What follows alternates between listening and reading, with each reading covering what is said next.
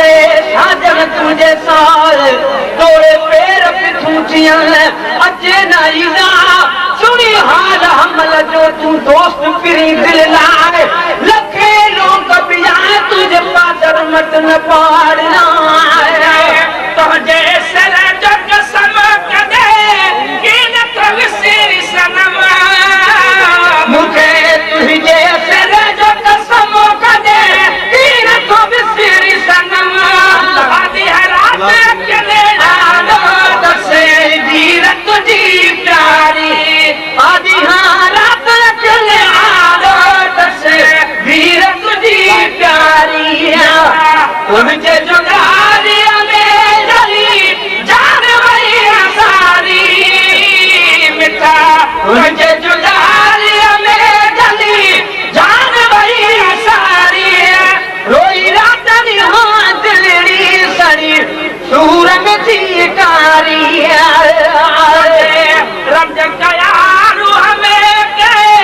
उन परूण मिठा तुझे रंज कयारू हमें के उन परूण मिठा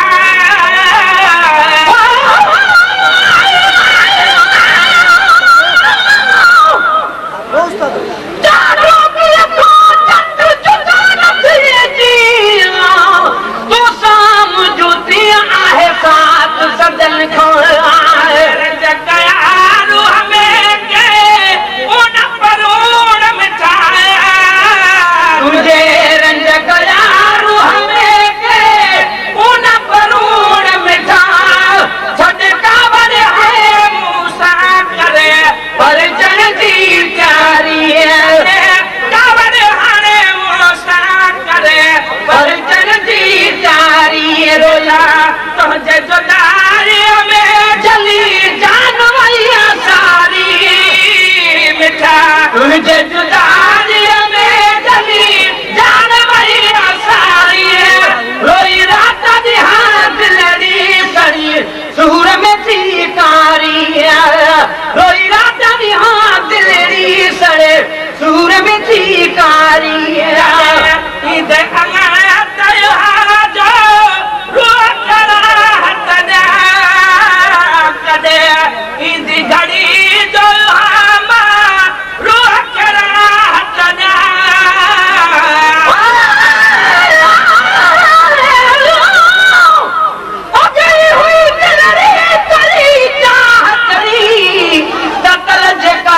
में साफरी कान फिरी तान बमोला कल्ब में आहे गान गरी अदा मरी मरी मरी जानी कारण जी परिया जो हाथ घड़ी जो रूह करा हटना कदे ईद घड़ी तो जो रूह के राहत जा पयो घड़ी घड़ी सारा दोस्त दिलदारी पयो घड़ी घड़ी सारा दोस्त ने दिलदारी तुझे जुदारी में जली जान वही सारी मिठा तुझे जुदारी में जली जान वही सारी रोया रात हाथ लड़ी सड़ी सूर में थी कारी रोई रात हाथ लड़ी सड़ी सूर में थी कारी कुछ खान खिड़े वो सुत पे तू हो जदे ने कुछ खान खिड़े वो सुत पे तू हो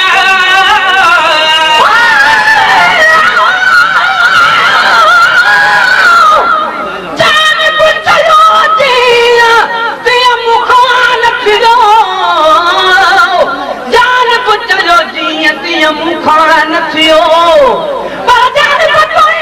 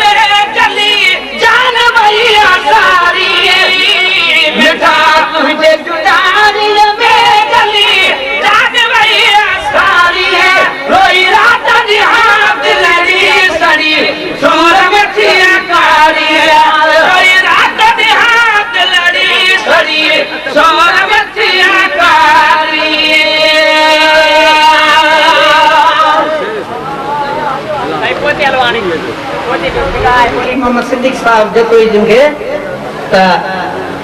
मेहरबानी करे मसूल जो तो यहाँ हेते पहुँचान उतां का हेते स्टेज पे मेहरबानी से मौलाना साहब नारे तकबीर अदा घणी मानी खाए तब छा कुछ नारो जोर सा नारे तकबीर नारे रिसालत नारे हैदरी नारे गौसुल आज़म नारे मुर्शिद करीम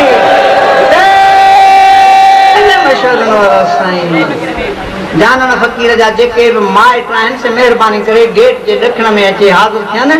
उन्हनि सभिनी खे हिकदमि गॾु